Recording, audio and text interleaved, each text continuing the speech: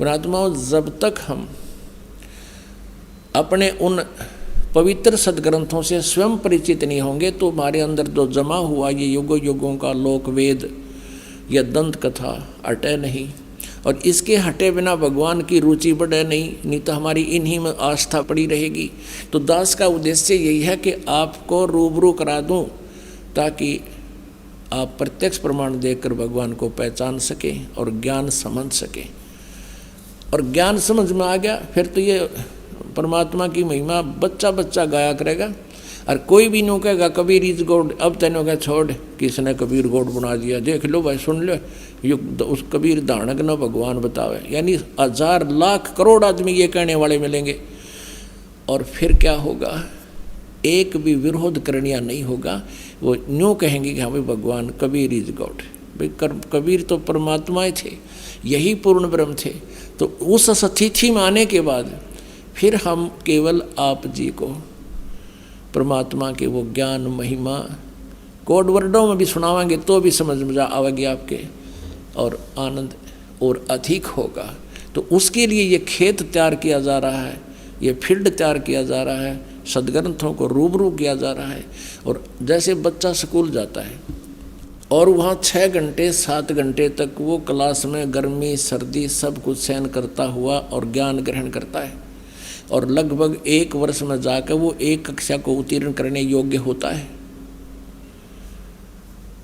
और 15-16 वर्ष 20 वर्ष तक कंटिन्यू पढ़ाई करने के बाद उसको वो ज्ञान से परिपक्व होता है और 2 रोटी का साधन बनता है।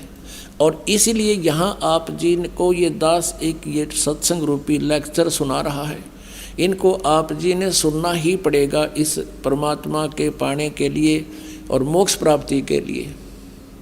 तो इसमें किसी प्रकार की थोड़ी बहुत गर्मी सर्दी जो भी मालिक की दया है, कोशिश तो इन दासों की रहती है कि परमात्मा के बच्चों को कोई असुविधा ना हो, हर तरह की संभव कोशिश करते हैं गर्मी सर्दी से आपको बचाकर फिर भगवान का गुणगान सुनाने की। फिर भी हमें इतना डेर होना चाहिए, हिम्मत रखनी चाहिए। जैसे हम किधर बस में जाए हैं या ट्रेन में जाते हैं अपने रोजी रोटी के लिए, तो 6-6 घंटे एक पैर पर खड़े रहते हैं डंडा पकड़ के। इतनी भीड़ में भी हम कभी परवाह नहीं करते, जावा की तो उतरना जगह को नहीं, उतर जावा ताकि एबसेंट लगे मजबूरी। तो पुण्यात्माओं, यहाँ थोड़ा बहुत आप जी को गर्मी सर्दी से थोड़ा बहुत कष्ट भी होता है, तो परमात्मा के निमित्त ही समझना उसका पुण्य न्यारा होगा। और पहले हम ये ज्ञान नहीं था, भक्ति भी करते थे, भगत भी को आया करते थे और फिल्म भी देखा करते।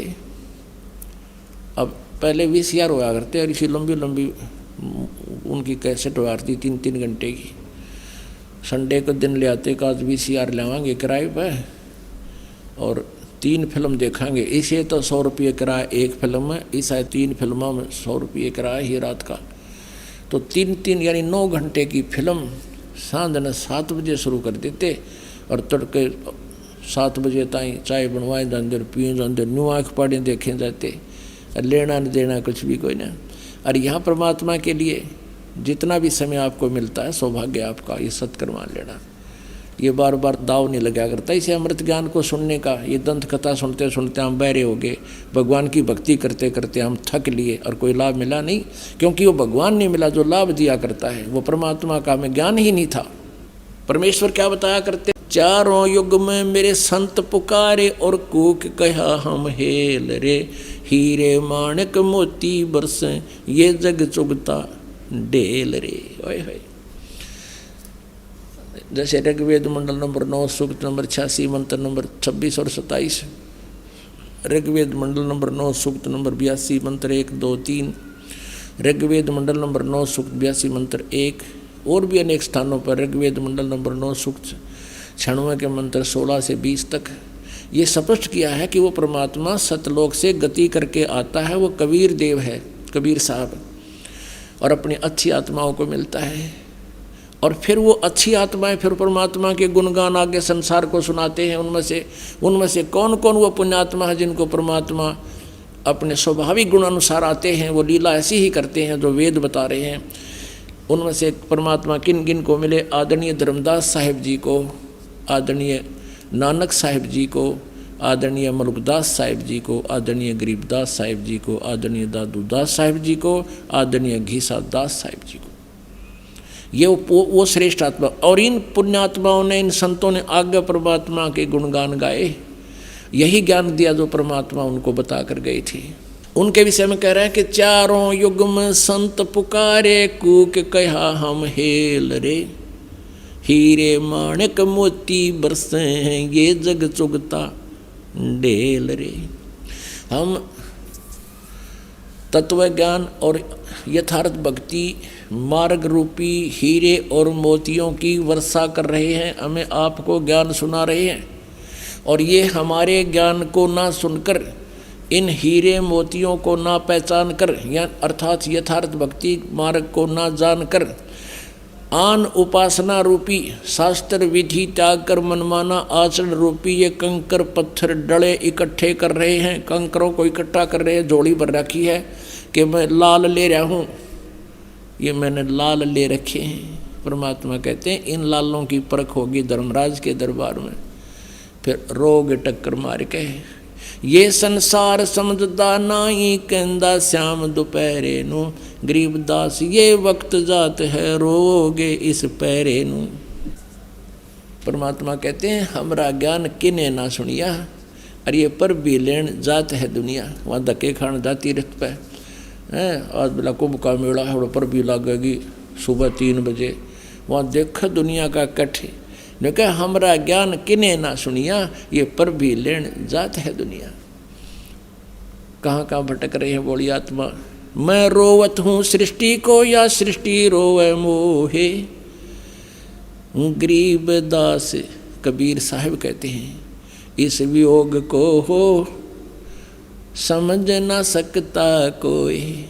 आप तो मुझे ढूंढ रहे हो, कबीर भगवान कह रहे हैं, और मैं तुम्हें रो रहा हूँ कि मैं तुम्हारा पिता हूँ, तुम्हारे लिए भटक रहा हूँ, तुम कितने कष्ट उठा रहे हो, तुम मेरी शरण में आ जाओ, तुम्हें यहाँ भी सुख दूंगा, और यहाँ तो इस काल के लोक में तुम्हें भाग्य से अधिक कोई नहीं दे सकता, वो मैं दूंगा, जो आवश्यक होगी वही दूंगा।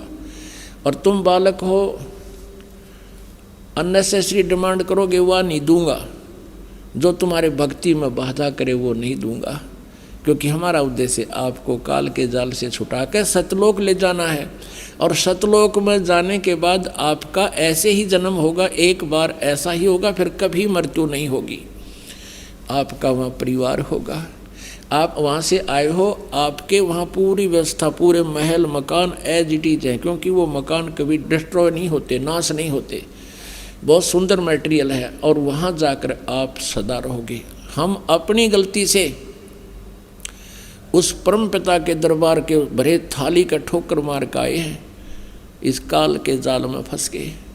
हमने यूँ प्यारा लगा इसकी एक्टिंग देख के, यूँ तपस्या कर रहा था वहाँ पर, और हम अपने भगवान को भूलकर इस काल के को अपना मान बैठे।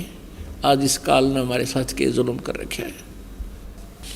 मोती मुक्ता दर्शत नाही, ये जग है सब अंदरे, दिखत के तो नैन चश्म, इनको फेरा मोतिया बंदरे। है जिनका सफ़ेद मोतिया बंद हो जाता है आँखों में, उनकी आँखें बिल्कुल स्वस्थ दिखाई देती हैं, लेकिन उनको दिखता कुछ नहीं। अन्य व्यक्ति तो ये समझे ये बिल्कुल आँखों वाला है, नेत्र ठीक हैं इसके, लेकिन उसको कुछ नहीं दिखाई देता। ऐसे ही हमें विद्वान दिखाई देते थे, लेकिन ये ज्ञान नेत्रहीन प्राणी थे। ऋषि महर्षि ब्रह्मा विष्णु महेश दुर्गा तक भी ये ज्ञान नेत्रहीन थे, इनको कोई अध्यात्म ज्ञान नहीं था। पुण्यात्माओं, ये शब्द जो दास आज कह रहा है, सभ्य समाज है, शिक्षित मानव है, तो ये आपके गले उतर रहा है, क्योंकि आपको दास प्रमाण दे रहा है। और आज से 600 वर्ष पहले परमात्मा ने यही वर्ड बोले थे जो दास बोल रहा है, उनका बताया हुआ ज्ञान। तो उस समय तो पेटन के काम तो थे ही थे, पर मालिक रुके क्यों करे, वो कैसे चुप रहे। अगर उस समय भगवान यू ज्ञान ना दे के जाते तो हम कैसे पहचानते कि वो भगवान थे। और लोग कहा करते वो संस्कृत नहीं जानते, वेदों को नहीं पढ़ा, और फिर भी वो वेदों वाला ज्ञान बोल रहे हैं, तो वो परमात्मा थे। हमने ये समझना है, अपनी बुद्धि को सेट करना है। बंदी छोड़ कबीर इज गॉड। तो वो सब प्रमाण इस दास बताना चाहता है जिससे आपके हृदय में भगवान भगवान सिद्ध हो जा। ये शब्द ऐसे हैं कड़वे कुनीन की तरह कि ब्रह्मा विष्णु महेश और दुर्गा और ऋषि महर्षि वशिष्ठ जी, व्यास जी और ये क्या नाम है विश्वामित्र जी, भारद्वाज जी, जितने भी ऋषि महर्षि हुए उनको कोई वेद ज्ञान नहीं था, अध्यात्म ज्ञान नहीं था। वेद ज्ञान नहीं तो अध्यात्म ज्ञान नहीं, क्योंकि हम वेदों को सिरोधार्य मानते हैं। अब ये प्रमाण देने पड़ेंगे, नहीं तो ये कुनीन जैसी कड़वी है, बालक जीभ पर रखते ही थूक देता है और साथ में इसको जो है ना शुगर कोटेड करके अंदर पहुंचाना है। अब देखिएगा, ये कंसेप्ट क्लियर करना पड़ेगा कि ब्रह्मा विष्णु जी को भी कोई ज्ञान नहीं था, अध्यात्म ज्ञान नहीं था, और सतयुग के ब्राह्मणों को भी अध्यात्म ज्ञान वेद ज्ञान नहीं था। और परमात्मा 600 वर्ष पहले कहा करते थे, मोती मुक्ता दर्शत नाही, ये जग है सब अंदरे, दिखत के तो नैन चश्म, इनका फेरा मोतिया बंदरे। ये दिखे विद्वान और ये हैं मोतिया बंद, ज्ञान नेत्रहीन, तत्व ज्ञानहीन, ये वेद ज्ञानहीन प्राणी है, ऋषि महर्षि ब्रह्मा विष्णु महेश तक। अब परमात्मा जो कहा करते आज ये सदग्रंथ भी वही बता रहे हैं। देखिएगा श्रीमद् देवी भागवत यानी शक्ति पुराण, दुर्गा पुराण, गीता प्रेस गोरखपुर से प्रकाशित है। इसके कौन है संपादक? संपादक है हनुमान प्रसाद पोदार, चिमनलाल गोस्वामी। प्रकाशक एवं मुद्रक हैं गीता प्रेस गोरखपुर, गोविंद भवन कार्यालय कोलकाता का संस्थान है। ये इनके फैक्स और फोन नंबर है। ये देखिएगा इस पवित्र पुराण के पहले स्कंद में श्रीमद् देवी भागवत पृष्ठ नंबर 28 पर नारद जी और व्यास जी की गोष्ठी हो रही है। Vyas ji is the writer of 18 Puran and ये चारों वेदों का, गीता जी का और इन 18 पुराणों का, श्री सुधा सागर का ये व्यास जी राइटर है, लेखक है। और ये नारद जी से वार्ता कर रहा है। नारद जी ने कहा, महाभाग व्यास जी, तुम इस विषय में जो पूछ रहे हो ठीक यही प्रश्न मेरे पिताजी ने भगवान श्री हरि से किया था। नारद जी के पिताजी हैं ब्रह्मा जी, देवाजी देव भगवान जगत के स्वामी हैं, लक्ष्मी जी उनकी सेवा में उपस्थित रहती हैं, दिव्य कौस्तुभमणि उनकी शोभा बढ़ाती है, वे शंख चक्र गदा लिए रहते हैं, पीताम्बर धारण करते हैं, 4 भुजाएं हैं, यानी पूरी डेफिनेशन बता दी। विष्णु जी हैं, वे चराचर जगत के आश्रयदाता हैं, जगत गुरु एवं देवताओं के भी देवता हैं। ऐसे जगत प्रभु भगवान श्री हरि महान तप कर रहे थे, विष्णु जी तपस्या कर रहे थे, उनकी समाधि लगी थी। यह देखकर मेरे पिता ब्रह्मा जी को बड़ा आश्चर्य हुआ।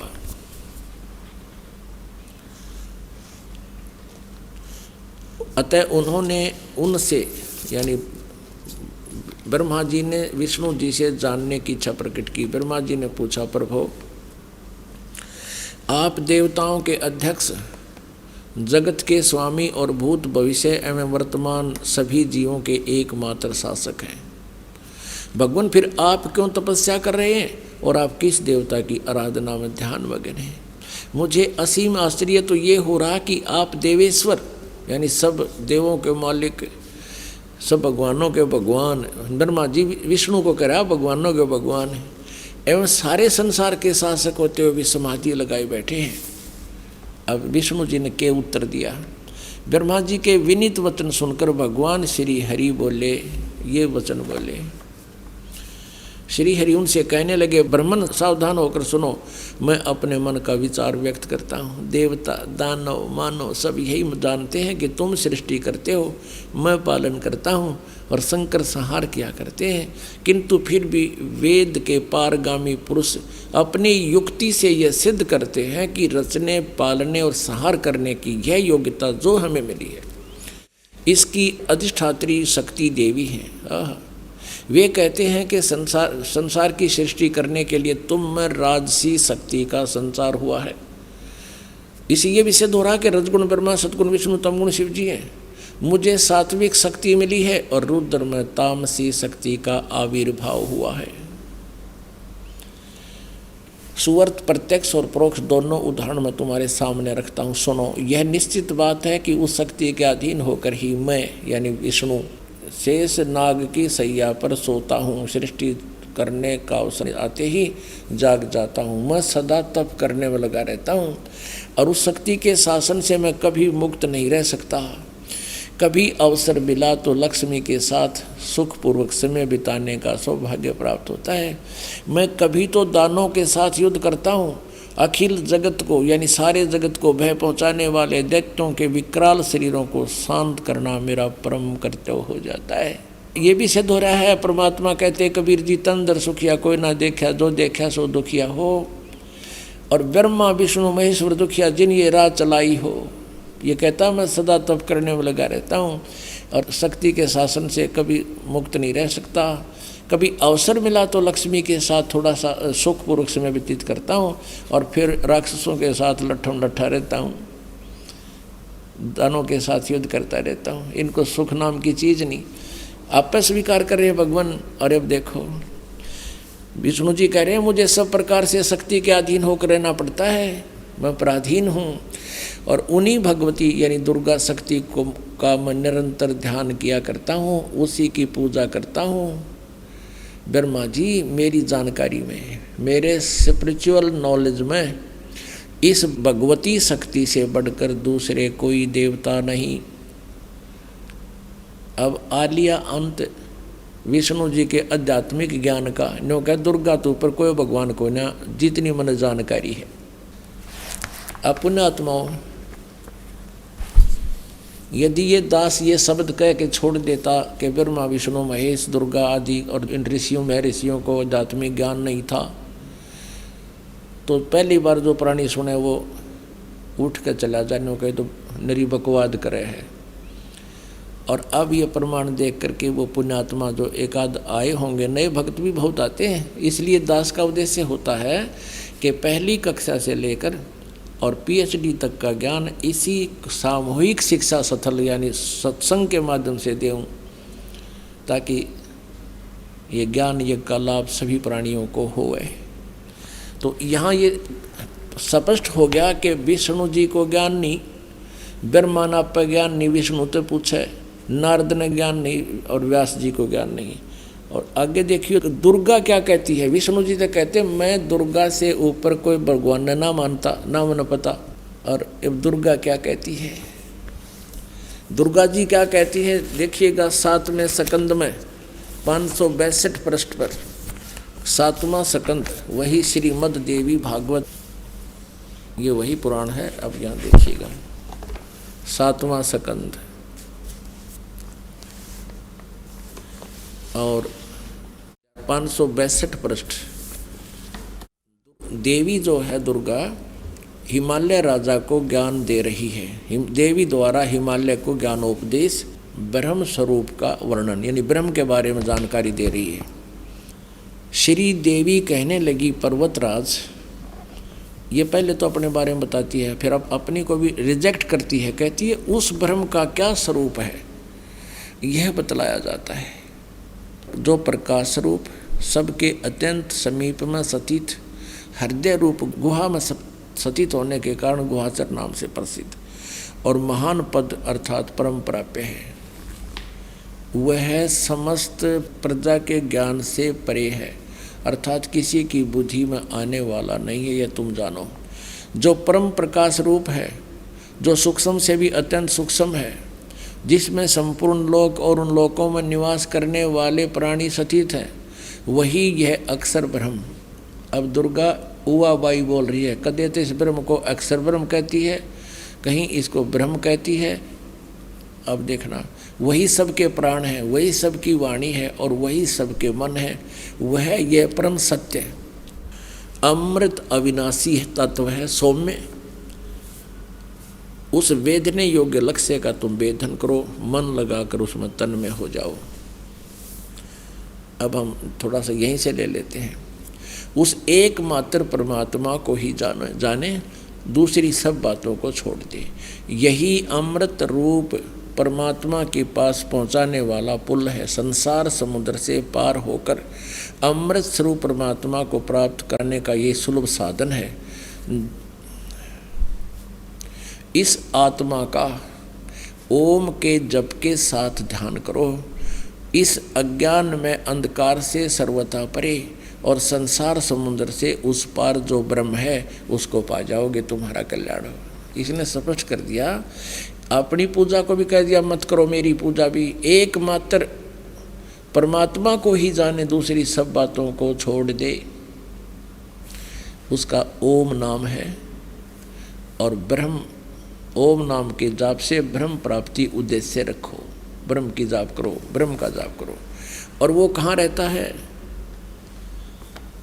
वह यह सब का आत्मा ब्रह्म, ब्रह्म लोक रूप दिव्य आकाश में स्थित है। अब क्लियर कर दिया दुर्गा ने कि केवल ब्रह्म की पूजा करो, उसका ओम जाप है, वो ब्रह्म लोक में रहता है।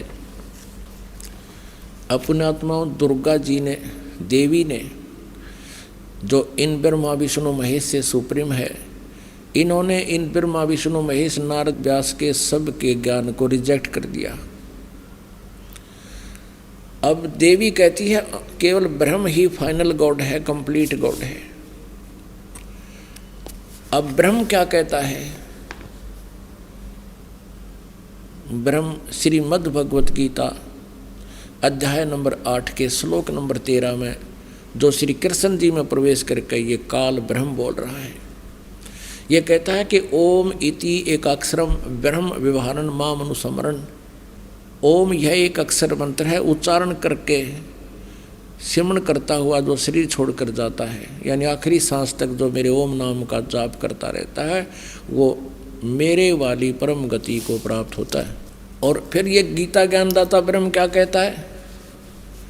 चौथे अध्याय के 5वें और 9वें श्लोक में, दूसरे अध्याय के 12वें श्लोक में श्रीमद् भगवत गीता में कहता, अर्जुन तेरे और मेरे बहुत जन्म हो चुके, तू पहले भी था, मैं भी था, ये राजा लोग भी थे, ये सैनिक भी थे, और ये ना सोच हम आगे ना जन्माएंगे। मेरे जन्म और कर्म अलौकिक है। तो पुण्यात्माओं, अब गीता ज्ञानदाता क्या कहता है? 18वें अध्याय के 62वें श्लोक में कहा कि अर्जुन तू सर्वभाव से उस परमेश्वर की शरण में जा, उसकी कृपा से ही तू परम शांति को और सनातन परम धाम को प्राप्त होगा। सनातन परम धाम कौन सा है? सतलोक। उसके बारे में 15वें अध्याय के 1 से लेकर 4 श्लोक में कहा है कि तत्वदर्शी संत ऐसा होगा जो सब उल्टे लटके संसार के सभी पार्ट्स बता देगा, उसके विभाग बता देगा। उसके पश्चात उस परम पद परमेश्वर की खोज करनी चाहिए, जहाँ जाने के बाद फिर साधक कभी लौटकर संसार में वापस नहीं आता, अर्थात उसको पूर्ण मोक्ष हो जाता है। इससे सिद्ध है कि गीता ज्ञान दाता ब्रह्म से भी ऊपर कोई सुप्रीम पावर है और वो परम अक्षर ब्रह्म है। उसका अभी आपको उल्लेख बताया था 8वें अध्याय के प्रथम श्लोक में। अर्जुन ने पूछा था कि 7वें अध्याय के 29वें श्लोक में जिस तत्ब्रह्म के बारे में आपने बताया वो किम तत्ब्रह्म, 8वें अध्याय के 3रे श्लोक में कहा कि वो परम अक्षर ब्रह्म है। तो इसे सिद्ध हो गया कि ना ब्रह्मा ने ज्ञान, न विष्णु ने ज्ञान, न शिव ने ज्ञान, क्योंकि ब्रह्मा और विष्णु शिव एक ही सत्र का ज्ञान रखते हैं। और ना दुर्गा को कंप्लीट ज्ञान, वो ब्रह्म को फाइनल बता रही है। और ब्रह्म कहता है मेरे और तेरे तो बहुत जन्म हो गए, जन्म मृत्यु सदा ये दुख बना रहेगा, परम शांति नहीं हो सकती। यदि तूने मेरी शरण में रहना है तो उठा लठ और कर युद्ध, ऐसा यहाँ करना ही पड़ेगा। और तुझे परम शांति चाहिए तो उस परमेश्वर की शरण में जा, ये फाइनल कर दिया। अब आपको दिखाते हैं कि सतयुग के ब्राह्मणों ने किसा वेद ज्ञान था। देखिएगा पुण्यात्माओं, सौभाग्य है आप जी का, आपको ये अमृत ज्ञान सुनने को मिल रहा है। सौभाग्य आपका, आपको ये अमृत ज्ञान सुनने को और देखने को मिल रहा है। ये छठा स्कंद संक्षिप्त देवी भागवत 414 पृष्ठ पे। जन्मेजय ने पूछा, महाभाग किस युग में कैसा धर्म का स्वरूप है, इस संपूर्ण विषय को विशेष रूप से बताने की कृपा कीजिए। व्यास जी बोले, राजन, यह निश्चय है कि सतयुग में ब्राह्मण वेद के पूर्ण विद्वान थे। देखिए व्यास जी कह रहे हैं कि सतयुग में ब्राह्मण वेद के पूर्ण विद्वान थे और उनके द्वारा निरंतर भगवती जगदम्बा यानी देवी का, दुर्गा की आराधना होती थी। भगवती का दर्शन करने के लिए उनका मन सदा ललायित रहता था। प्रत्येक गांव में शक्ति का मंदिर उद्घाटन हो, इस विषय की उनके मन में बड़ी उत्सुकता रहती थी। देवी की पूजा करा करते और वेद के विद्वान है तेरा गजब ये है।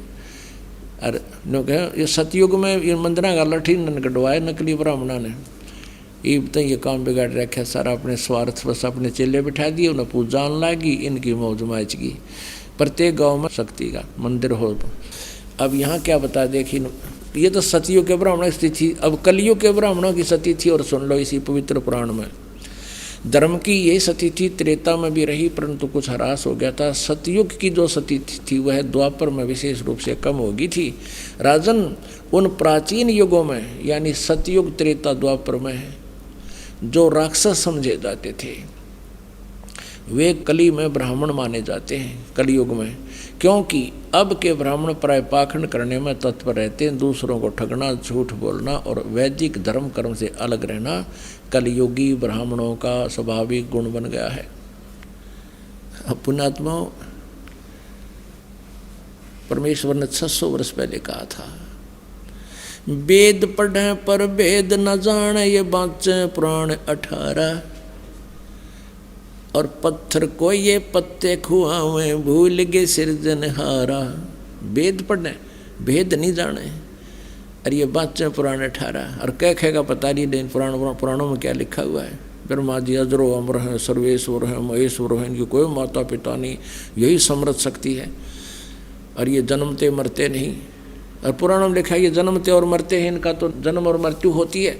यही अपनी देवी पुराण आपको स्पष्ट करेगी। अब आपको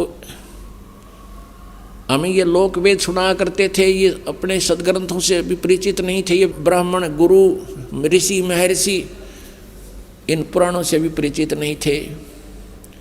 और ब्रह्मा विष्णु महेश को अजरो अमर सर्वेश्वर महेश्वर, इनके कोई माता पिता नहीं, इनका जन्म मृत्यु नहीं होता, ऐसे कहा करते थे। ये लोक वेदता दंत कथा थी, और इनके जीवनी में लिखा है कि ये तो नासवान है, इनकी जन्म मृत्यु होती है, दुर्गा इनकी माता है, और ये ब्रह्म इनका पिता है, ज्योतिनंद। ये देखिएगा जीवनी, ब्रह्मा विष्णु महेश की जीवनी। ये वही देवी भागवत गीता प्रेस गोरखपुर से प्रकाशित, संपादक हनुमान प्रसाद पोदार, चिमनलाल गोस्वामी। और देखना इस पे 123 पृष्ठ पे, तीसरा स्कंद 123 पृष्ठ पे, विष्णु जी अपनी माता दुर्गा की महिमा गा रहे हैं और अपनी सतीथि बता रहे हैं। तुम शुद्ध स्वरूपा हो, ये सारा संसार तुम्ही से उद्भासित हो रहा है। मैं ब्रह्मा, विष्णु, मैं माने विष्णु, ब्रह्मा और शंकर, हम सभी तुम्हारी कृपा से विद्यमान हैं। हमारा आविर्भाव मन जन्म, तिरोभाव मन मृत्यु हुआ करता है। केवल तुम ही नित्य हो, जगत जननी हो, प्रकृति और सनातनी देवी हो। ये प्रकृति शब्द भी याद रखना, आपका गीता जी में काम आएगा। जब 14वें अध्याय में दास आपको बताएगा कि प्रकृति से उत्पन्न तीनों गुण, रजगुण ब्रह्मा, सतगुण विष्णु, तमगुण शिव जी, ये जीव को कर्मानुसार फंसाए रखते हैं। प्रकृति माने दुर्गा, 14वें अध्याय के 3, 4, 5 श्लोक में लिखा है कि प्रकृति मेरी पत्नी है, मैं पति हूँ इसका, इसके पेट में जीव स्थापित करता हूँ, जिससे सब जीवों की उत्पत्ति होती है। विष्णु जी कह रहे हैं कि मैं ब्रह्मा और शंकर, हम सभी तुम्हारी कृपा से विद्यमान है। हमारा आविर्भाव मन जन्म, तिरोभाव मन मृत्यु हुआ करता है। केवल तुम ही नित्य हो, जगत जननी हो, प्रकृति और सनातनी देवी हो। इसी का समर्थन भगवान शंकर कहते हैं। भगवान शंकर बोले, देवी यदि महाभाग विष्णु तुम ही से प्रगट हुए हैं यानी उत्पन्न हुए हैं, तो उनके बाद उत्पन्न होने वाले ब्रह्मा भी तुम्हारे ही बालक हुए। फिर मैं तुमको लीला करने वाला शंकर क्या तुम्हारी संतान नहीं हुआ? इति सिद्धम के ब्रह्मा विष्णु महेश नासवान हैं, दुर्गा इनकी माता है। मुझे भी उत्पन्न करने वाली तुम ही हो, शिवे संपूर्ण संसार की सृष्टि करने में तुम बड़ी चतुर हो। इस संसार की सृष्टि, स्थिति और संहार में तुम्हारे गुण सदा समर्थ हैं। उन्हीं तीनों गुणों से उत्पन्न हम ब्रह्मा, विष्णु एवं शंकर नियमानुसार कार्य में तत्पर रहते हैं। इससे सिद्ध हो गया रजगुण ब्रह्मा, सद्गुण विष्णु, तमगुण शिव जी। और ये केवल नियमित काम कर सकते हैं, जैसा वर्क डन, इसमें कोई परिवर्तन ये नहीं कर सकते। इस पवित्र पुराण के इन चंद पंक्तियों ने ये स्पष्ट कर दिया, 4 कंसेप्ट क्लियर कर दिए। एक तो ये है कि ब्रह्मा विष्णु महेश नासवान, इनकी जन्म मृत्यु होती है। दूसरा ये हो गया कि दुर्गा इनकी माता है। तीसरा ये हो गया कि रजगुण ब्रह्मा, सद्गुण विष्णु, तमगुण शिव जी है। और चौथा ये हो गया कि ये केवल जैसा जिसने कर्म किया है उतना ही आपको दे सकते हैं, उसमें कोई परिवर्तन नहीं कर सकते। ये पाप नाश नहीं कर सकते, प्रारब्ध में परिवर्तन नहीं कर सकते। केवल कबीर देव, वो कबीर साहब कर सकते हैं। जिन महापुरुषों ने परमात्मा का साक्षात्कार हुआ, जिनको भगवान आकर मिले, उनमें से एक पुण्य प्राणी, पुण्य आत्मा, पुण्य महात्मा आदरणीय गरीबदास साहिब जी परमात्मा की महिमा बताते हैं।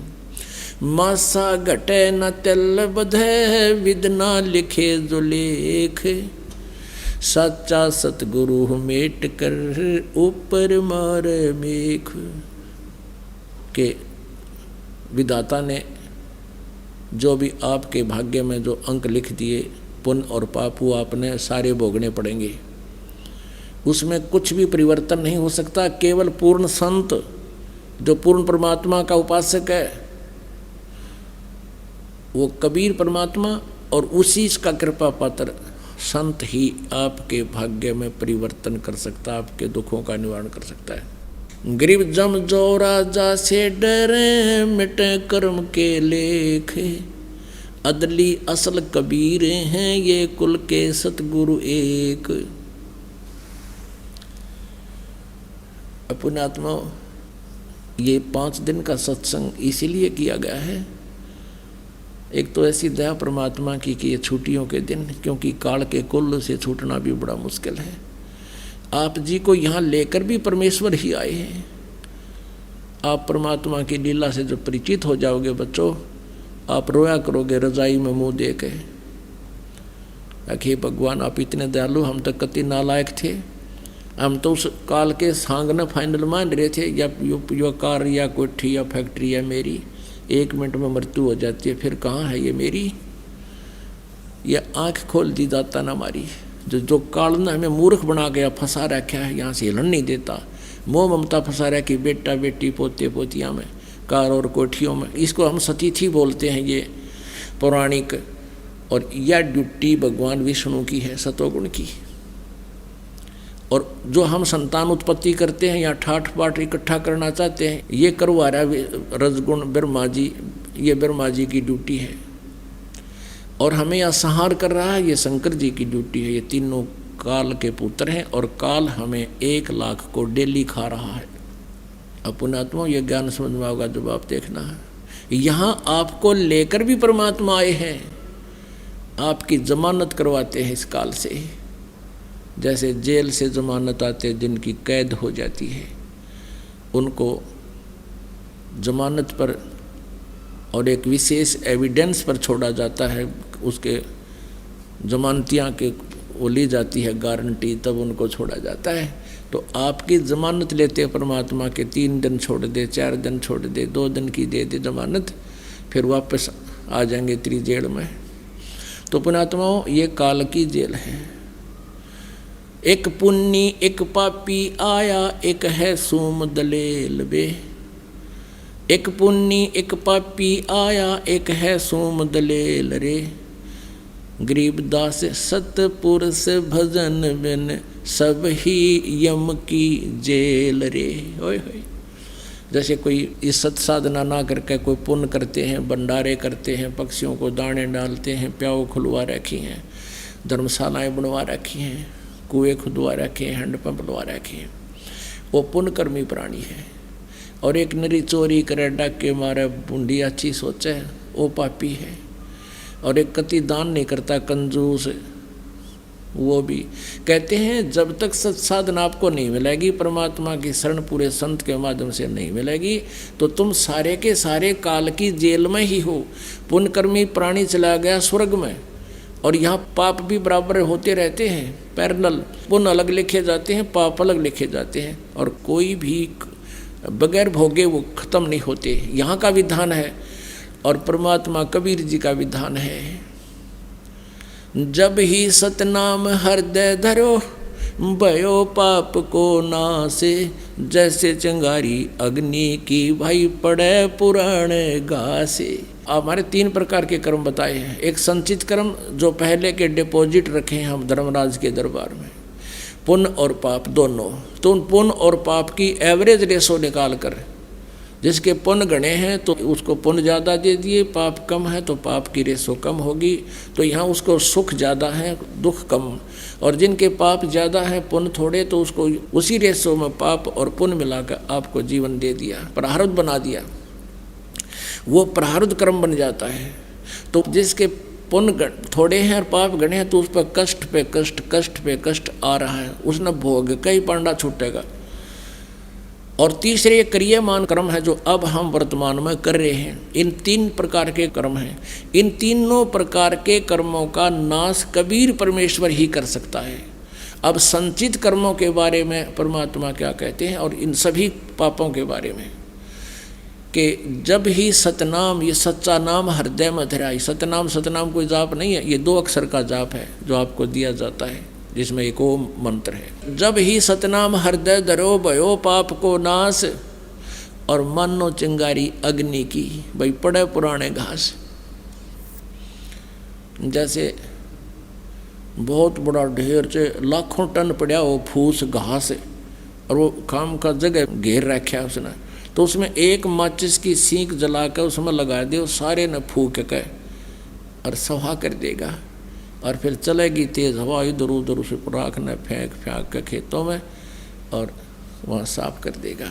तो ऐसे ही परमात्मा का सच्चा नाम आपके हृदय में धरा जाएगा। केवल औपचारिकता से नाम लेने से नहीं, सच्चा समर्पण हो, आन उपासना करे नहीं, मर्यादा में रहे वो प्राणी, तो फिर उसके पापों को ऐसे फूंक देगा भगवान, जैसे वो लाखों टन, यानी वो संचित कर्म जो धरे थे, ऐसे आग लगा देगा उसमें।